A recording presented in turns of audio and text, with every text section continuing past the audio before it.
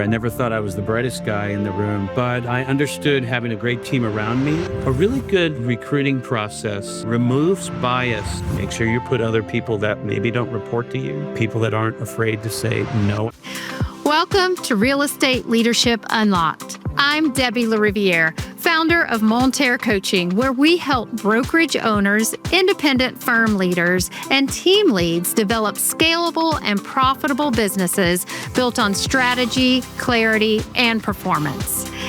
Today, we're tackling a topic that can make or break your growth: talent acquisition. Finding the right people isn't just about filling a seat. It's about building leverage, creating culture, and establishing that long-term vision. I am joined today by Dan Breault, Executive Vice President at T360, one of the most respected consulting firms in real estate. Dan has spent years analyzing leadership teams, evaluating executive candidates, and advising top firms on how to align hiring strategy with business growth.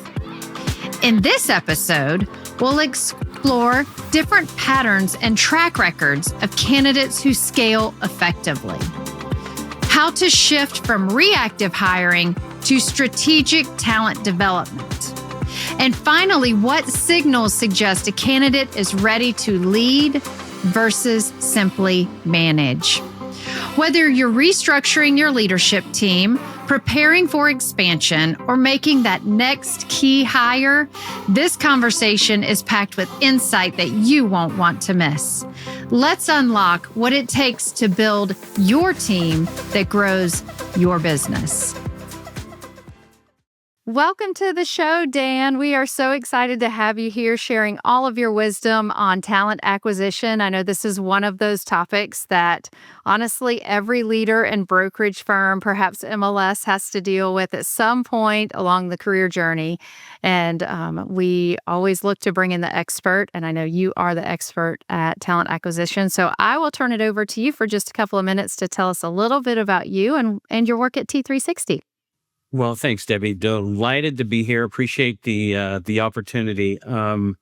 I care deeply about people and talent, and I think it's one of the levers that I've used my whole career. I never thought I was the brightest guy in the room, but I understood having a great team around me, and so it's been part of my career for a really long time. So, as you said, I work for T360. We're the largest professional services and consulting firm in residential real estate, just residential real estate right now. 6 different channels: data and publications, brokerage and team consulting, organized real estate, which is MLSs and associations. Technology consulting is really big for us. And we have a full service event management group, which a lot of people don't know, but if EXP or Compass or Hobie Hanna, could be anybody, with 150 to 15,000 people that they want to pull together for an event, our event management group will facilitate that for you. And then finally, my group is talent placement. We place executives. I'll give you the short version of it, but we place executives, maybe 40 or so a year, in basically 3 different channels, but probably half of the work we've historically done is in brokerage, from a branch manager on up to a CEO. We know that world really well. We come out of that world, so we feel really confident in placing people in brokerage. The other half is technology and in executive positions, typically sales positions. And then also we're really strong in organized real estate, placing executive CEOs usually, for MLSs and associations. I think in the last 18 months, I think I'm on right now my 10th association/MLS CEO. So a lot of work in that space right now. That's what we do. Yeah, I can imagine with the changing landscape over the last 18 to 24 months. It hit most of the realtors last fall, but looking at the changing landscape from leadership, especially MLSs, and how they're navigating changes. Are they switching to regional MLSs? I mean, there's so much going on out there. And the same with brokerages. We're seeing some mergers, acquisitions, and some turnover at the highest level of leadership. And so, Yes. I have to ask for all of those out there listening, based on that changing landscape, what is it? Let's stick with the brokerage firm because I often see the team leads follow suit with the brokerage firm leadership. Mm. What are those winning qualities that you're looking for as you're interviewing different candidates for the role? And I know it's brokerage specific, but what would be some of those key characteristics or key skill sets you're looking for in a good candidate? Yeah, for sure. So, it probably depends, Debbie, on what the level of the position is, right? Because each one comes with its own sets of traits and characteristics, strengths and shortcomings that, you really need or can get away with if you don't have. But I would say, and I'm speaking generally to all of it first. We can dig in more on specific ones if you want to, but I would say that to be a really successful leader today, and I think this will resonate with most people. Just think of what we've all been through. If just going back to COVID, right? It's not very long ago. It feels like it, but it was right. 5 years ago it started, and then we've gone through all of this change in the last 2.5 years in real estate. You kind of need your head on a swivel, and so put a name to that if you want to, but you kind of need a leader that can s- then stand above what's going on and look at everything and go, okay, what do I need to do? No matter the level I'm in, what do I need to lead this effort, this team, this brokerage, whatever it may be? What do I need to do to lead this? So vision, head on a swivel, being able to see, understand, and make some decisions for your unique organization. How are we going to move forward? I think Yeah. that's a universal one. I love it, and gone are the days of the bobblehead, the "Yes, ma'am," "Yes, sir." It is that overarching, and I think so often, we're having to look at the keyword you mentioned there was decisions, like making decisions. It used to be more of, and I've been in the industry over 20 years, so there was a lot more of the corporate hand down, and now we've gone into all these different brokerage models where the leaders do have more opportunity to make decisions, and they want those leaders making decisions for their brokerage. It's just like you said on the tech side. I mean, tech stacks are never ending. The changes in forms have been never ending. Like you said, just the adaptations from COVID have been never ending. And I'm with you. It's not so much that like we talked about in our prep call, managers versus leaders. It is that looking for those leaders to jump For in sure. and take effect for sure. Right. When I was a wee little lad, which is a long time ago, we had this camp on a lake in Connecticut, Debbie. And my dad, we had a sunfish. We've had a variety of sailboats, but I really love sailing a boat on a little sunfish on a lake. And when he was teaching me to sail, he was rather impatient. But when you're teaching somebody to sail on a lake, and I'll keep this short, you would it's really frustrating if you know how to do it and you do it on automatic pilot and you're trying to teach somebody. There's just so many variables: the wind, the rudder, the centerboard, the sail, and the wind swirling in different directions, and you can get stuck in a lake just kind of going in circles. And that happened to me, like any learner, often. And my dad would hit a point where he'd say, Danny, just pick a spot on the other side of the lake and go there. And I've just taken that with me always. You make a great point, Debbie. It's not so simple anymore. It's dynamic and it's changing by the year, by the day, by the hour sometimes. And you need a leader that can operate in that environment, not be stressed out with high blood pressure, because that spills over to everyone around them, navigate themselves through that, and help bring other people along as they go. Yeah, I love that. Pick a spot on the other side and just go there. I feel like vision in a lot of businesses, not just the real estate industry, turns into this a definition that we give the company for today, and then it's forever fluid. And it, like you You- said, and then you get stuck in that, oh, the wind blew, and now I'm just spinning around and around and around and around because there's no point in which we're trying to get to. We're just trying to survive, really. I mean, so often we're just trying to survive, and I think that's true in businesses as a whole. everything is changing so rapidly with the advancements of technology and AI, and even people working in the space versus working remote. That's been a huge challenge I've found just with talent acquisition for some of my teams. We do have to clearly define what the expectation of that role is. Is it in-house or is it remote? And that's just one of those little things that, we don't spend a lot of time on until you've got a really rock star candidate that says, "Oh yeah, I'm not coming to the office." So I can Well, lead from home. I can lead from Zoom. are they qualified to really lead in that environment? Right. Is the team or the brokerage prepared to Mhm. accept a leader that leads that way? Like, how is the Right. organization currently oriented? These are all factors that you kind of have to think about, that we didn't have to. Even a handful of years ago, it was like you're in the office, that's where you are, that's how you lead, that's where your meetings are. Well, different now. It's Yeah. the challenge of it. And honestly, for me and a lot of the leaders I work with, it's the fun of it, because it is changing and that gives us opportunities. And we have I don't know about you, Debbie, but I feel like the playground, and it maybe helps me to take this kind of a view, like this is intentional, to see it as a playground. Oh, and there's a lot more opportunities. There's ways for me to mix this up. I can play with this. I can do this. I've got different ingredients. There's ways to really have fun with what we're doing right now. It's not all hard and chaos. It's fun, I think. Right. And that's where the culture comes in. Are you seeing, just with the, slow down a bit in the real estate industry, are you seeing the consolidation of leadership into one person having more jobs, or are you still seeing leadership as, um, I guess I would say your Chicago Bulls style 5-person team, and they're all really good. And that's when you're telling the story, I'm thinking like Michael Jordan, and then they brought on Scottie Pippen. Yeah, It's like, are we really working to consolidate just to cut costs at this point?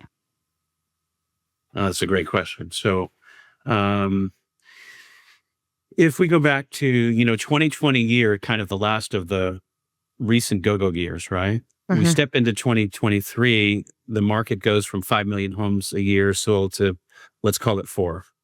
And that's a dramatic shift, right? So we have companies that were probably built for 6 million homes a year selling 5, and now we're selling 4, and we've got this staff that's beefy. Okay. So step into 2023, we have a dramatic drop in home sales. And most leaders in 2023, it was about eliminate, and this was driven by revenue, eliminate positions, cut costs, consolidate positions. Hey, Debbie, you used to have this job, but you're going to have this job now too. And would you mind helping out with this? And oh, by the way, there's probably no more money in it for you, no extra bonus in it for you. We might not have such things until things get better. That's kind of 2023. On the leadership side, that's how they approached it. 2024 was the same as that. Sorry. It was the same. Plus, it was the year of the settlement. So it was all those things. Year of the settlement. What do we do with that? What's the impact going to be? Trust me, that did not encourage leaders to staff up, to hire. They were keeping it low. Compensation shifted dramatically. Since the beginning of 2023, it was downward pressure at virtually every level. Many of my conversations in the last few years have been, am I paying the right amount? Am I overpaying, underpaying? And it was like, normally in my world, you kind of have a quick answer to that because you deal with so many placements. But I would have to pause and say, let me get back to you in a day or two. Let's think about that, because it was shifting quite a bit. So that's kind of what I see happening in the last couple of years. Yeah. So to put a silver lining on all of this, the leaders that are being rewarded the opportunity to lead in today's market are enhancing their skill sets in different spots within the organization, making the same amount of money, but being more qualified. Yeah, no question about it. Yeah, put a silver lining on it. That's super well said. I might say one other thing if I have just a second would be Yeah, that, sure. like, sorry for the analogies, but you got to use the analogies, right? A pro sports team is always looking at their talent, always, person by person, team by team, and trying to decide, are we staffed? Are they all performing? Are they not? And I think that's one of the areas that in the last 2 years, as I meet with brokerages, I hear often, Debbie, yeah, our team's solid. We haven't lost anybody in the last couple of years. And they think that's really good. And maybe it is. I think it's not good. And I'm not advocating that you should turn over your team for any other reason than you need the best people on your team.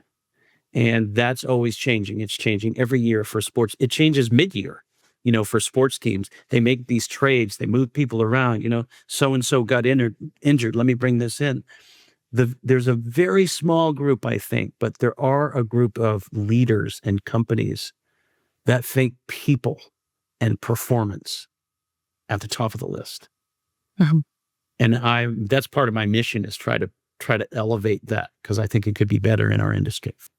Yeah, I agree. And I'm with you in the sense that, you can have teams that win and win and win, be it sports or at real estate or any other business. And again, I think there's always, sometimes we get stuck in our own ways. Not that we have to have turnover, but if we don't have turnover, we also need to be surrounded by or have employees that are out of the box thinkers and looking at some of the new things that are coming out and always positioning us back in front. We don't necessarily go to billboards or grocery cart shopping banners anymore, to promote our brokerage or our agents. And so it does require that forward thinker to continue to add to what the brokerage is doing because it is changing. And so isn't the real estate agent landscape changing. We've gotten, when COVID hit, a lot of not only second career agents come into the industry, but younger generation come into the industry that are knocking it out of the park with the technology, and the brokerage is sitting there looking at them like, I have no idea what you're talking about.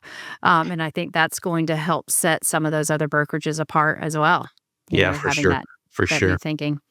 Yeah. One thing I'm also running into, and I'm curious on your perception on this, with agents who have been in the business for a while, and I currently work with several of them that are looking at exit strategies or succession planning and think, I'm done selling. I'm tired of the people. I'm tired of running after the lower number of homes being sold. Maybe I'll just get into leadership. Mm. And I've heard that often, and of course, we have to through coaching and consulting really dissect that and look at what that means for them. But what are your thoughts around someone that says, "I've been successful at sales, but I certainly can run this brokerage"? Yeah. Well, thanks for the question. That one really hits me because I have some opinions on it.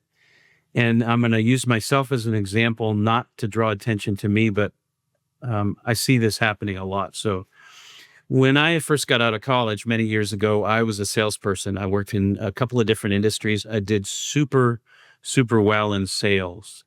And my dad was a VP of sales for an insurance company, for Nationwide Insurance. And so we were really humble beginnings. And my vision of what success looked like from my mom and dad, really my dad, was, Danny, go be a VP of sales at some big company, work there forever. The old thing, right? You work there forever, they'll take care of you. Well, that wasn't really true, but that's the way it was, the thought at the time. Anyway, I kind of wanted to be this VP of sales, and I was in sales for probably 10 years. And I thought, I want to move into management and leadership. And when I moved in, Debbie, and there's a point here, when I moved in, I realized, wow, this isn't about Dan Breault and his sales success. This is surrendering Dan Breault's needs. Not that I'm not a vital part in leadership of the process of helping somebody succeed, but it's about Debbie's success. And how do I get to know her? How does she uniquely tick? what are her strengths and her weaknesses in both her attitude and her habits and her practices, and just surrendering all of my stuff to focus on another human being. That was a big eye opener for me. And in a good way, I thought, oh, this actually is super rewarding. It didn't pay me as much in that short run. Like when you make the switch, typically it doesn't reward you financially as much. But the reward for me on this side was really great. And so, anyway, my point would be, why does that person really want to do that? And are they really willing to make that shift? Be honest with you, Debbie, sometimes you don't know until you try it. Right. Take a swing at it, coach another human being, Uh-huh. coach a small team, something, try it. Mm-hmm. Yeah. And I love that concept of even mentoring a small team in your office or something that way, where you have a team and your team is running. Those people have been influenced by you at some level, either by the reputation you bring, the leads you buy, the marketing that you have out there, the business that's coming the door. But you have to look at it through the other lens and say, like you said, can I put all of my thought process and beliefs around things aside to hear what this person is, meet them where they are, and help them grow and be influential again. And I see that personally every day as a coach, because of course we all have a lot of opinions on things and a lot of knowledge, because we're in that space where we are consuming information. I know you are at T3, because that's all they do is consume information and create data and reports. And I'm the same way. Like if I'm not consuming the data, I'm not going to show up at the highest level for my client. At the same time, some of that data doesn't matter. It really comes down to who they are, where they are, and what they're working to accomplish. And Right. so, it is that natural tendency to say, you know what, I'm tired. I just want to have a weekend off. I want to go make $200,000. I want to clock in. I want to clock out. I'll just go into leadership. And so it is that, we know that in this market, it's a little bit more than 9 to 5, right? Right.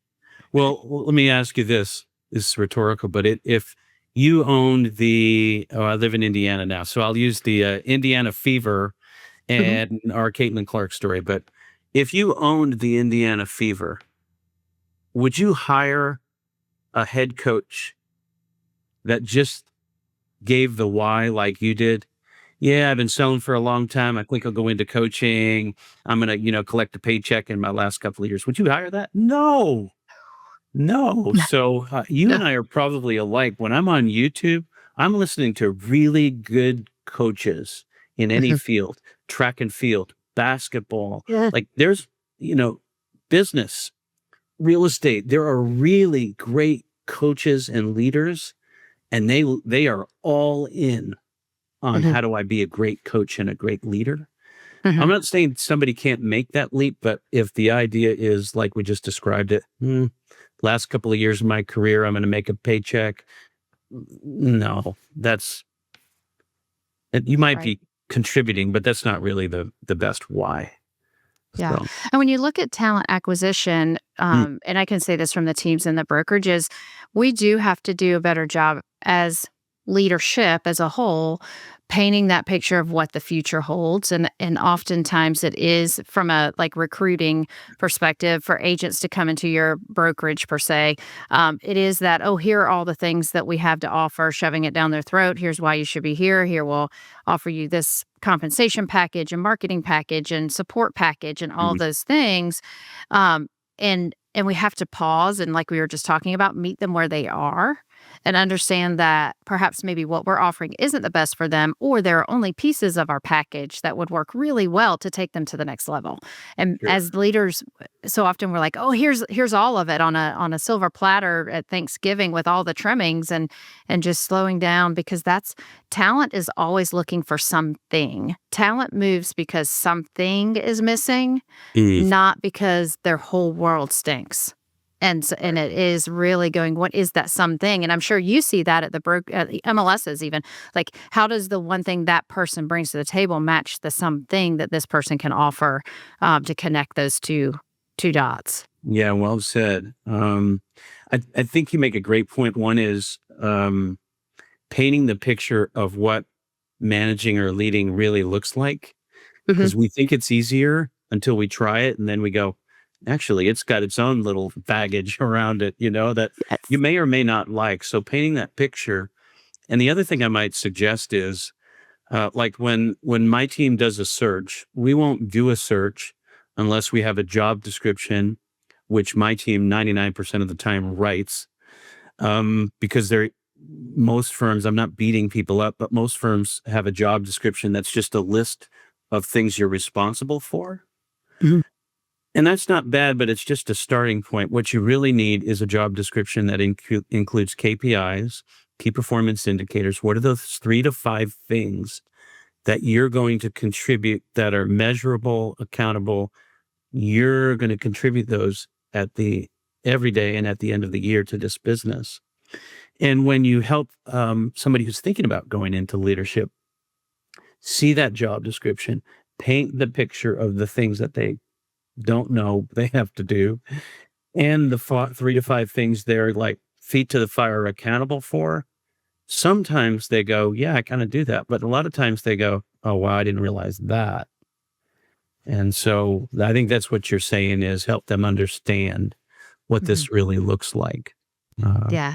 And that is one of the largest pieces of, yes, agent coaching, but more so the brokerage coaching with our company is that those KPIs. Because as typically sit down with all of the leadership team one at a time, that's the first question I ask is, so tell me, what are your KPIs and what are you being measured against on a weekly basis?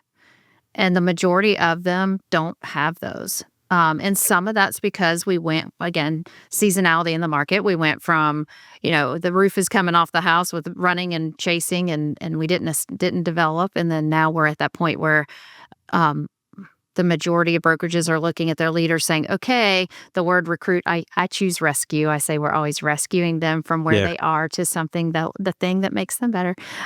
So we're rescuing them, not necessarily recruiting them, but recruit, where they haven't heard that word and they may not even have the skill set to do that. right. And Or the so, interest to do it. yes, yes. Well, yeah, your point around, those few things they need to do.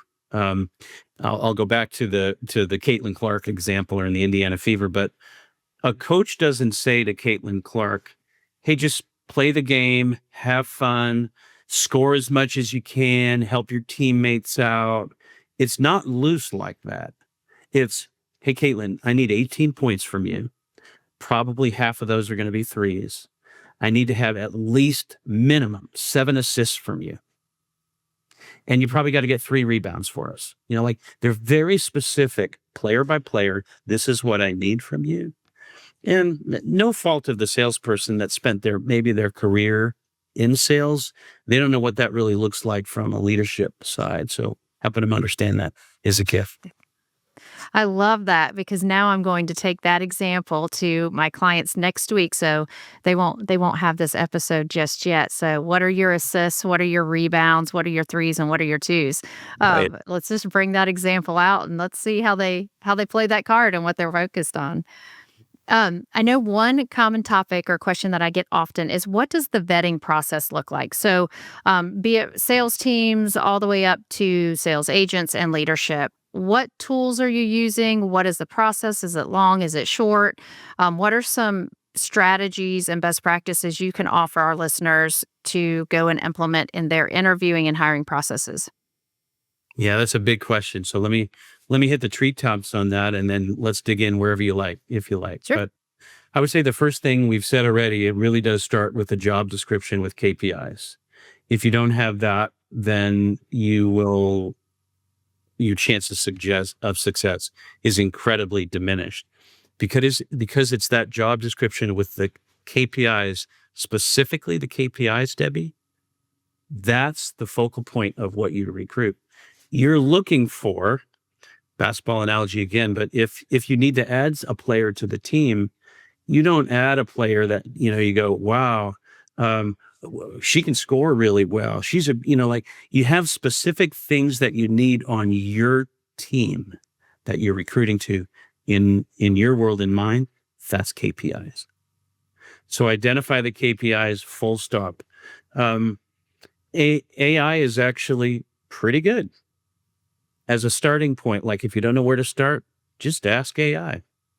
hey, I've got a residential branch manager, 50 agents. What are the KPIs for that? And see what they are. Now, what I will also tell you is that's a start. You can't just take those to the bank because your company's different, each one of them. So you have to take it and refine. AI is not a bad starting place.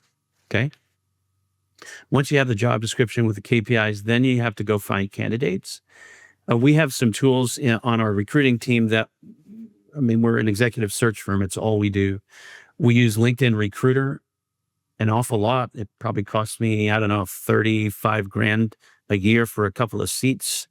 And it has tools, without getting into the weeds on it, but it has tools and abilities for my team to see things about people on LinkedIn that you can't find everywhere.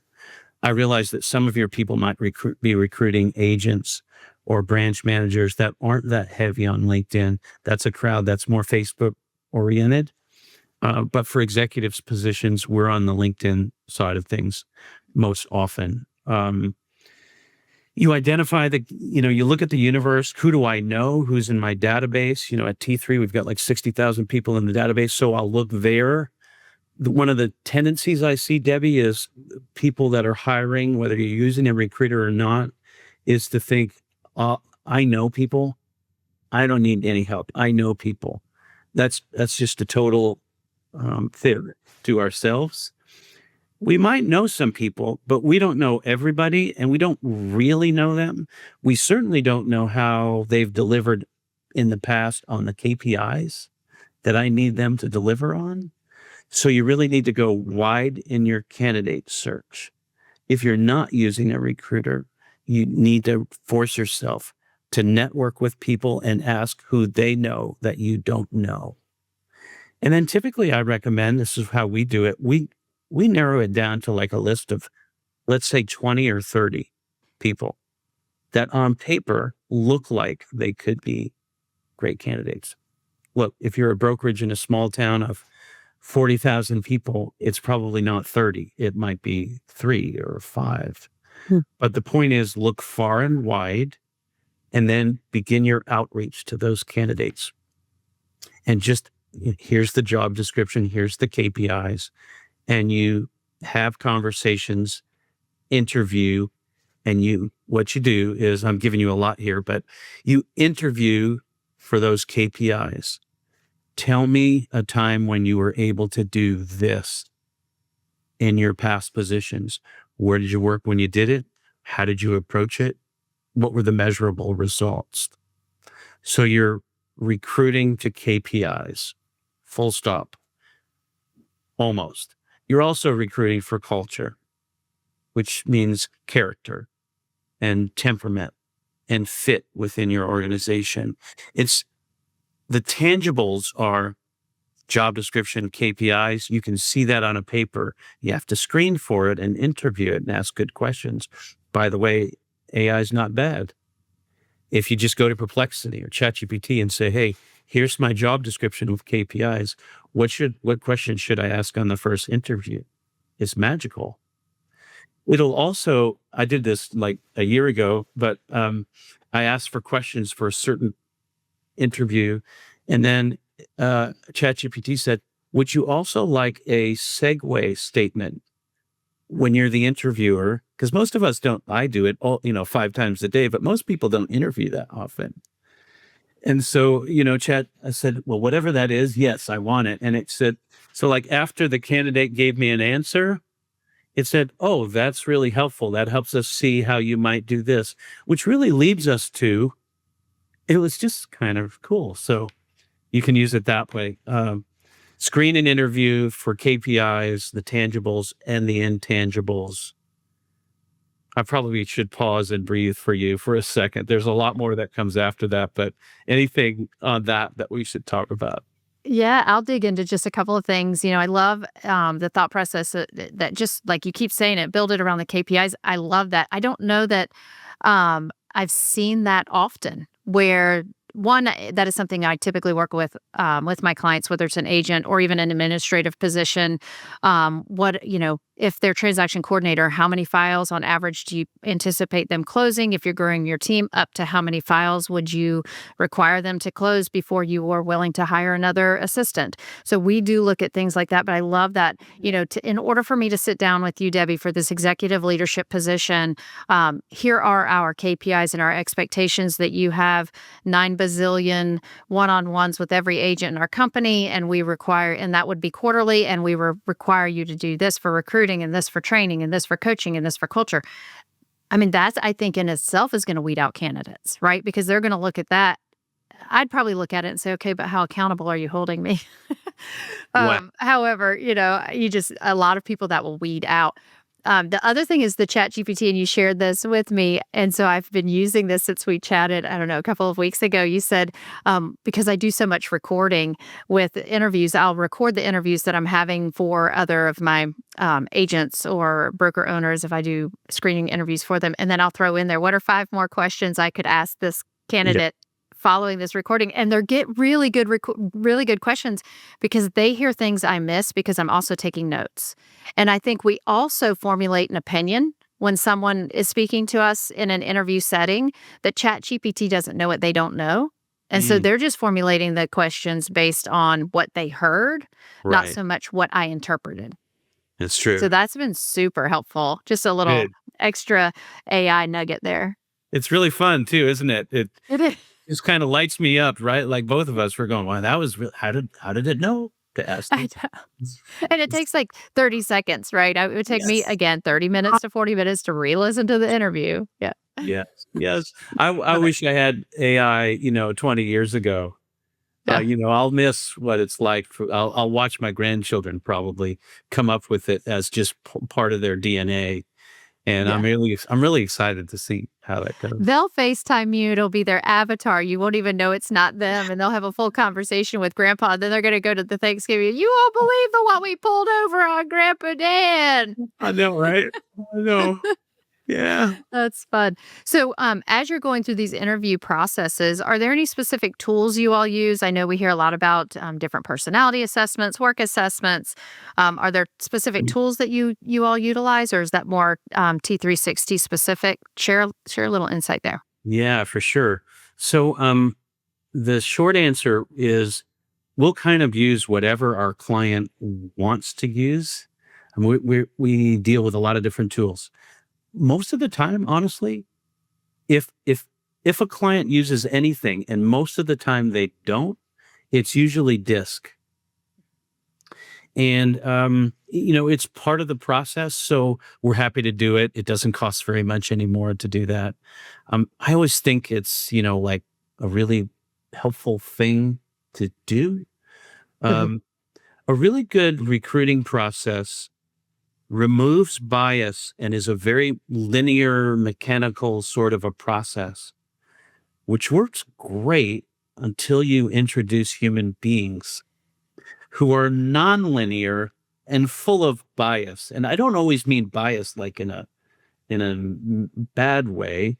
We just have opinions and biases, and we bend this way or that way. And so, your recruiting process is a start. But then you have to talk to a real human being. And that's why I think I sometimes have this bias, not a bias, but I sometimes am upset about Indeed and platforms like that are just looking at the resume and comparing it against the job description and telling you, well, this person's qualified and this one isn't. And I'm not ready to accept that yet. I think it takes a lot more work than that, and getting to know a human being eyeball to eyeball so that you can try to really get to know somebody and how they'd fit. Yeah, and I'll use platform. I've used LinkedIn, Indeed, and WiseHire just to get to the masses. And I know with WiseHire, they also offer a DISC assessment to every candidate coming in the door. So it's just part of the subscription. So if there's someone out there looking for something to just have an overarching, what assessment could I use that'll apply the DISC assessment? I'm the same way, though. I go back through even the ones that say, poor fit or okay fit kind of thing, just to see what I see that that whatever their algorithm is, that however they answer the questions missed. Because there are oftentimes too where I'll put real estate license and they'll say yes, and I'll call and they'll say, yes, I have a driver's license. So, Mm. I mean, there's those things too. Yes, right. Well, I don't know about you, but I will. I use Disc sometimes, whether a client asks me to or not. But when I often use it is when, like, I'm seeing a candidate on paper on their resume, and then I'm interviewing, and maybe the resume says, "Wow, they really can knock it out of the park on the KPIs that I need to hire for." But then I'm interviewing this person, and it somehow feels off to me. Mhm. And I'm probably 30 years ago got certified in Disc, not because I wanted to, I had to for this consulting work I was doing at the time, and I just got really good at it. But that's one of the ways I use it is like not every time, but I go, this is kind of a mismatch on what I'm seeing eyeball to eyeball and what I'm seeing on paper. Let me do a check on this because I might be reading it wrong. Mhm. That's how I do it. Yeah, and I use Disc quite a bit several years ago. And what I've learned too is I feel like Disc sometimes is easily manipulated to where they'll answer it the way they think the person receiving the assessment wants to see that person. And I'll say that because I've gone in and taken it a couple different times on my own, just as, okay, I'm going to be an admin today and I'm going to be detail oriented and I'm going to make sure that I'm introverted and I like to sit at my desk and, all the things. And it'll show up that I'm a SC. Well, okay, everyone out there knows I'm a DI, so it is what it is. Oh, And that is, I do give I'll give a 10 to 15% weight on it. And then, like you say, you can usually tell once they start talking, how some of that shows up as well in their personality.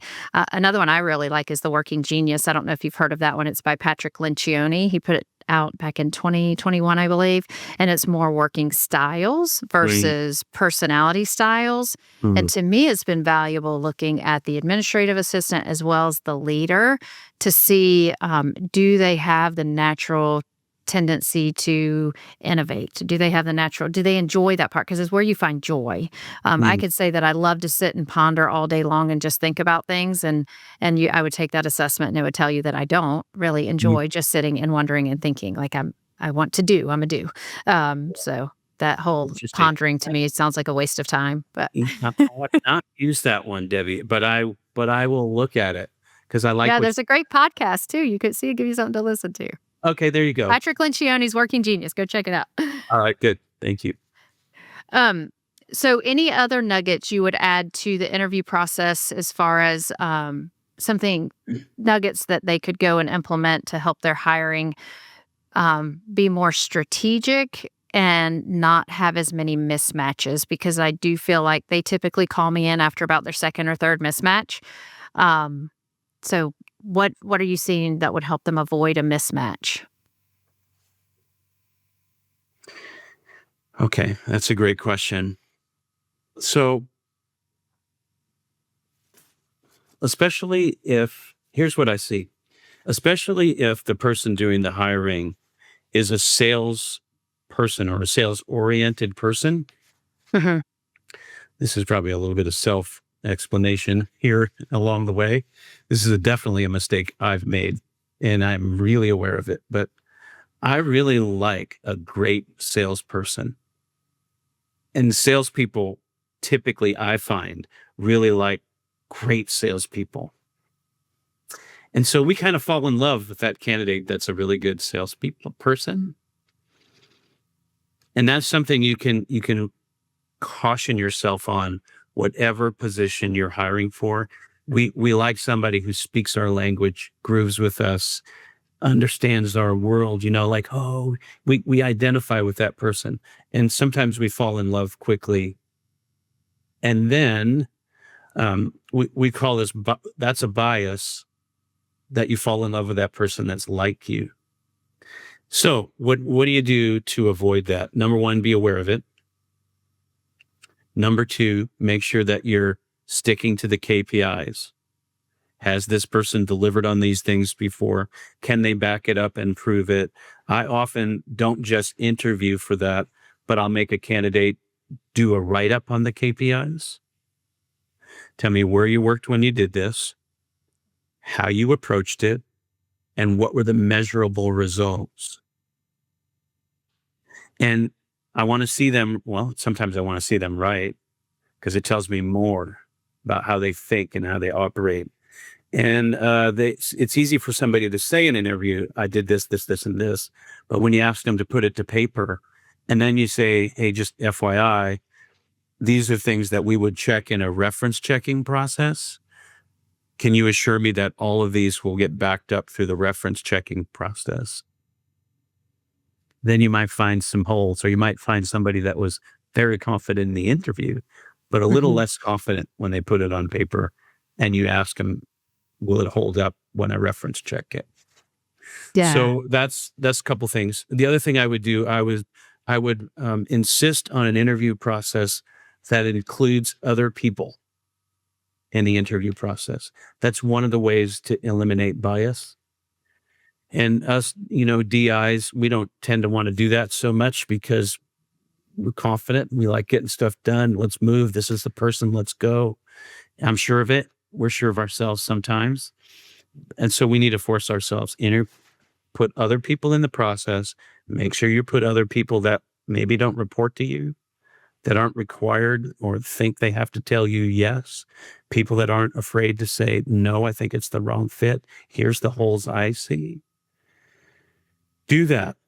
The best way I see it done is when that leader has, here are the 7 things you're interviewing for, ask questions, and then, record it, maybe write your answers and submit them back to me, what you saw in the interview, what you heard. And you put all that together. And from there, you're still a hiring manager, so you got to make a decision, but you've got input from people. So you've eliminated bias that way. I love that. And Was it- one of the questions I had is, at what level does, um, energy within a candidate play a role in hiring one over the other? And to me, sometimes it's body language when you're sitting in an interview or sitting on a Zoom. That's one thing I'm not necessarily noting what they're saying all the time. It's more of that, how are they responding? Do they wear it on their face? Do they lean back, sit up? It's silly little stuff, but I'm always curious how their energy shows up. And as you said, for the DIs, for me, I have a lot of energy, and a poor fit for me early on was someone who didn't have a lot of words and was very introverted, because I felt like I was always the one bringing the energy, and it's just that was the personality style. So it just didn't work for me.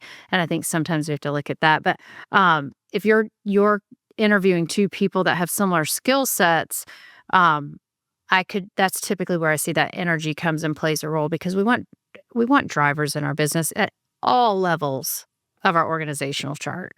Yes. And I instill that in my children, like, show up with energy, even if you have to, like, dig for it out from the bottom of your shoe, like Yes. gum, like, show up with energy Yeah. because it helps. It does help. Well, I'm listening to you describe that, and that's the beauty of owning and running your own business, honestly, is Mhm, you get to choose who you want to work with and who mhm, you want. And so, like, I might like somebody because they're going to work with me, mhm, and you might like somebody different. And I'll give you a short example, but I took over a company one time. I had 13 staff members, 1,600 agents, 105 franchised offices.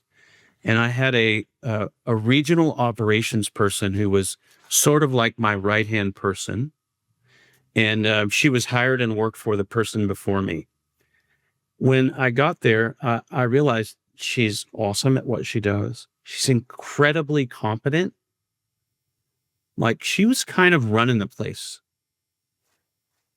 We didn't click at all for a lot of different reasons. And I mhm, remember saying to the founder who I worked for out of Toronto, like, I'm really struggling with this, person that works for me. mhm, And we had several conversations around it. And at one point she said to me, Dan, you have to build a team. You're part of it that you click with. And it's not about you, but you're a part of it. And mhm. that relationship between you and this, like, kind of head of operations is so critical to the functioning of the business that if it's just not a right fit for the two of you, you don't really click together. She probably doesn't click feel like she's happy with you either. Mhm. Make the change. And I Yep. did, and I was really happy with it. And so was the person. Um, Yeah. Yeah, I agree with that. And like that goes back to the top of the call when we were talking about the same people in the same seats on the bus for years and years and years. I mean, in this case, it sounds like, there's transition made and it could just be to a different seat. It could be off the bus altogether. There are always a lot of opportunities to help people in their careers. And I look at every transition, whether if it's me exiting something or entering something, and the same with team members is, you served a purpose. You gave them that leadership that they needed. That's the intent, to go on and do something better and bigger. And that's, that I think is where that's truly the differentiator in talent, is that talent will take what it learned as a positive and go and build on it. And that's always the person that wins in the end. Great point. I want to have you on my podcast. If I would love to. That would be fun. I can turn it down a little if you need me to. I can. You got good You're, energy and you're smart. you're I less like smiles. talking to you. Well, to wrap it up, I always like to ask, what would you say to, we're going to go a brokerage firm considering replacing a leadership role right now? What would be outside of, I know you mentioned the KPIs and the ability to see vision. Anything else that comes to mind that would help them be successful in this changing landscape? Hmm.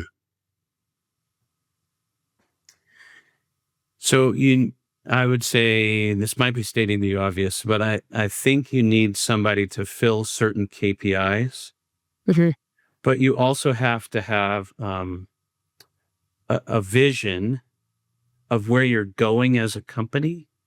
Mhm. And so, like, I don't know if I put percentages to that or not. It might be the wrong thing to do, but maybe 80 or 90% of what I'm hiring is like those KPIs. Can you deliver? Because those, you have to deliver on those. Mhm.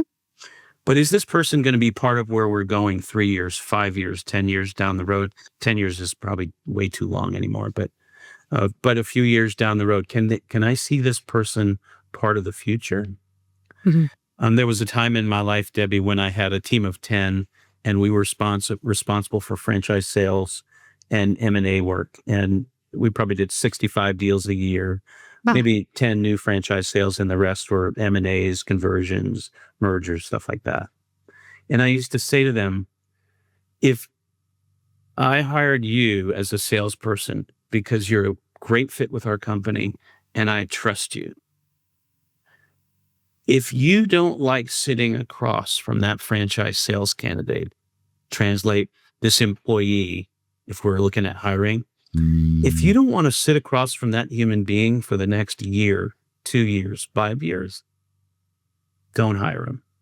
Don't bring him to me, because that's part of it.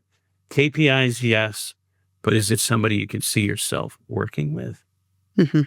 I think that really matters. And I might throw on really fast, I'll add this last ingredient would be, when you're interviewing a candidate, they're interviewing you too. And it's this dance, like there's kind of this formality that we usually have where, like, we're going to meet for 45 minutes. I'm going to ask you 40 minutes worth of questions and I'm going to save 5 minutes for you to ask. But at some point, if you decide that candidate's qualified and you want them aboard, I always say, don't let a candidate leave the interview if you love them without letting them know they're loved and you'd like to talk again or you'd like to extend an offer. So it's, who do you want to sit with for the next 5 years? Can they deliver on the KPIs right now? And don't be afraid to bring that candidate along and show them what it would be like to sit with you Yeah. and your team. Let them experience that if there's a way to do that. Yeah. My 2 cents. I love it. And what's interesting, you said this earlier about falling in love with a candidate, and I'll have that comment. I think I really like them. Like I could really, this is the one. And I'll say, here's the thing in hiring, you can't really fall in love. You can fall in a ditch. You can't fall in love because love needs nurtured. I've done some of both. Yeah, in my no heart. falling in ditches. That's where we fall. Oh, so good. Well, for those listeners that are with us and also in the show notes, how do they find out more about you and your services or connect with you if they are looking to make some key hires in their organization to Sure. get your assistance? Yeah, easy peasy. Thank you for that. It's Dan, DAN at T360.com. That's my email address.